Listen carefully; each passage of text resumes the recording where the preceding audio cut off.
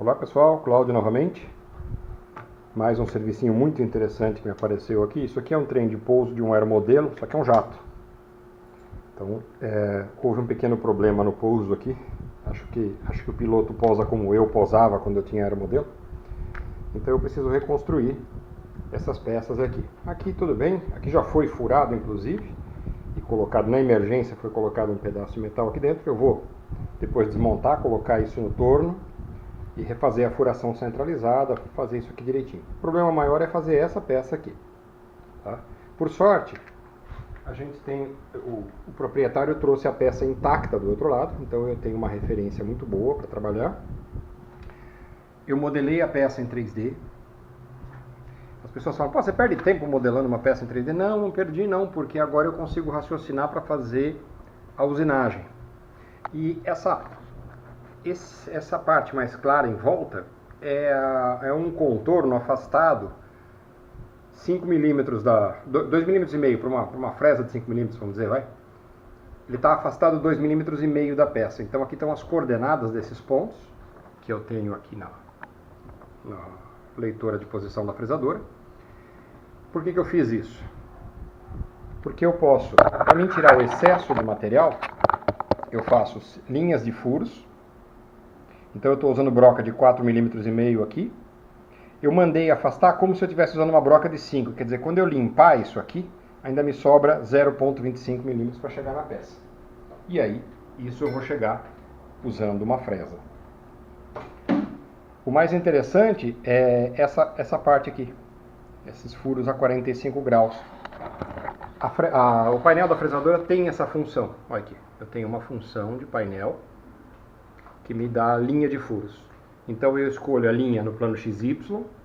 Aqui eu escolho se eu quero o comprimento total ou a distância entre furos. No meu caso, eu quero a distância entre furos. Já está ajustado aqui para 4,5 milímetros, que é o passo. O ângulo, 45 graus negativos, porque 0 é aqui. E o ângulo é positivo para cá. Então aqui é 45 negativo. Aí eu coloco um número arbitrário de furos aqui, mais do que suficiente. E ele já me dá a posição do furo. Então eu já estaria colocado para o furo número 1, para o furo fazer o furo número 1.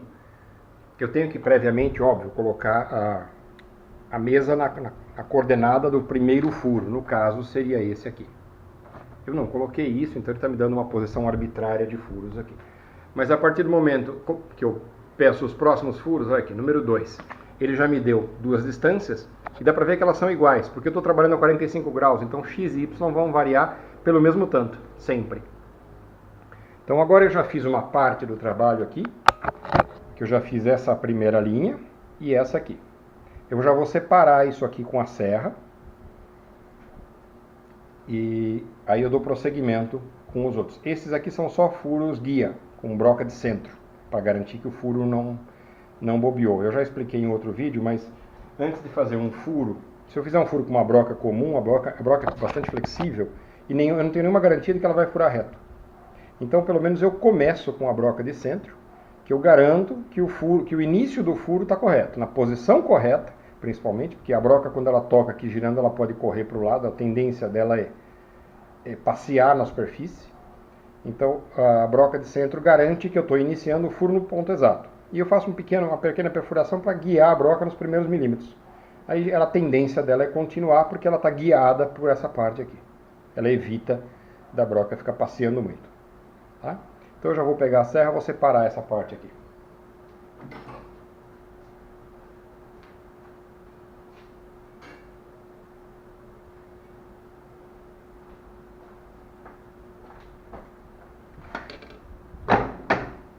Tirar essa broca para não me machucar.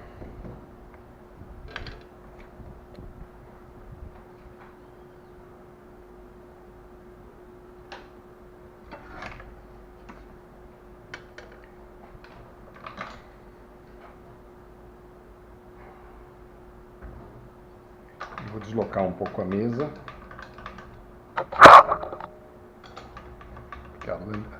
O arco de serra não estava entrando aqui por causa do spindle da fresadora. Agora aqui eu separo esse material.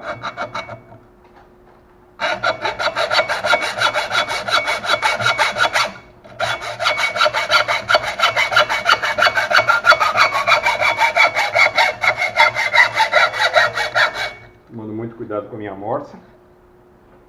Vou colocar um material de proteção aqui embaixo.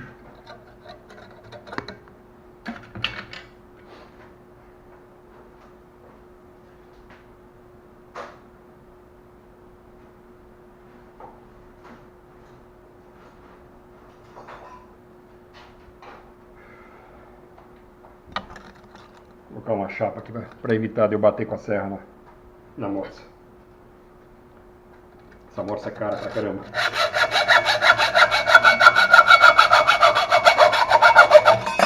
Pronto.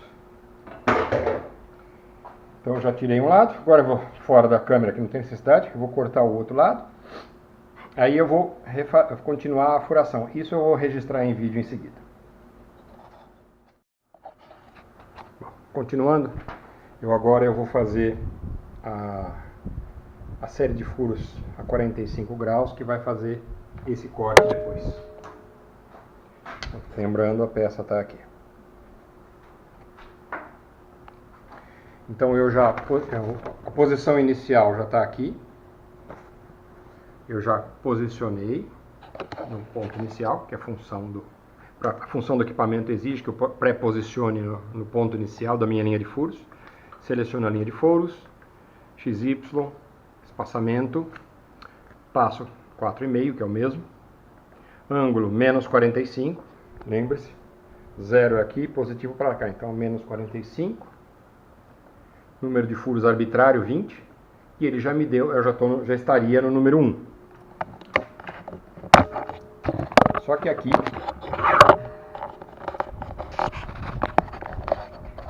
pela natureza do processo, se eu fizer o furo número 1, eu estou caindo em cima de um furo que já está pronto. Então eu vou desprezar o furo número 1, vou diretamente para o número 2.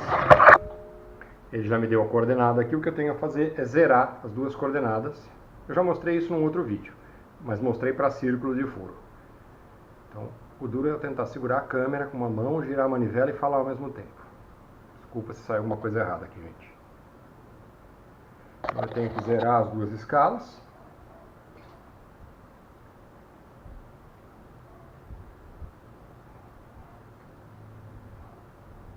Aí já estou pronto para fazer o furo número 2. O furo número 2 já não pega na furação anterior. Então agora é tocar a furação aqui. Também acho que eu não vou registrar isso na câmera porque é um processo tedioso. Depois de fazer o furo número 2, eu vou mudar aqui para o número 3, vou zerar, número 4 zerar, número 5 e assim vai. Tá? Então eu vou fazer isso sem gravar. Mais um adendo ao nosso trabalho. Eu citei que eu entre aspas perdi tempo fazendo a modelagem da peça. Eu modelei completamente a peça que eu vou produzir aqui, o Fusion 360. Tá? Porque isso me facilita muito na hora de calcular as coisas e encontrar alguns pontos. Então nesse caso aqui, eu vou desativar os corpos aqui só para a gente ficar com o diagrama da peça. Aqui a minha peça é essa parte aqui. Aqui fora eu chamo isso de offset.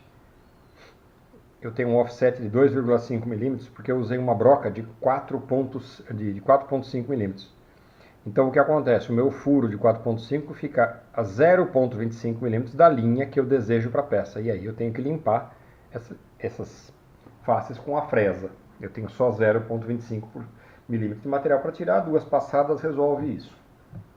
Facilita o meu trabalho. Contudo, agora eu vou... Então para poder fazer aquelas furações, eu posso pegar as coordenadas de cada ponto desse e usar que eu usei no desenho, que eu mostrei logo no começo do vídeo. Pois bem, agora eu vou me preparar para fazer o fresamento desse contorno. E aí a fresa que eu vou usar é de 10 mm. Então aqui nesse caso eu simplesmente altero o meu offset de 2,5 para 5 mm. Tá feito aqui o meu offset. Agora eu pego as novas coordenadas desses pontos, se eu precisar, para mim saber onde colocar a minha fresa. Eu tenho os pontos aqui. Simples assim. Então, na verdade, entre aspas, perder tempo, fecha aspas, modelando, na verdade é uma tremenda economia de tempo e de trabalho e de raciocínio e de desgaste e de probabilidade de erros. Então vale a pena a gente modelar a peça porque a gente tira medidas diretamente na modelagem. Se eu por algum motivo precisar saber qual é a distância entre o centro de um furo e um vértice qualquer, por exemplo, imagino que eu quero saber a distância do centro desse furo até o vértice da peça aqui. Já encontrei, 19,05 milímetros. Se eu por algum motivo precisar dessa medida, para corrigir alguma coisa, para fazer alguma coisa, então eu tenho acesso a qualquer outra informação que eu precisar da minha peça.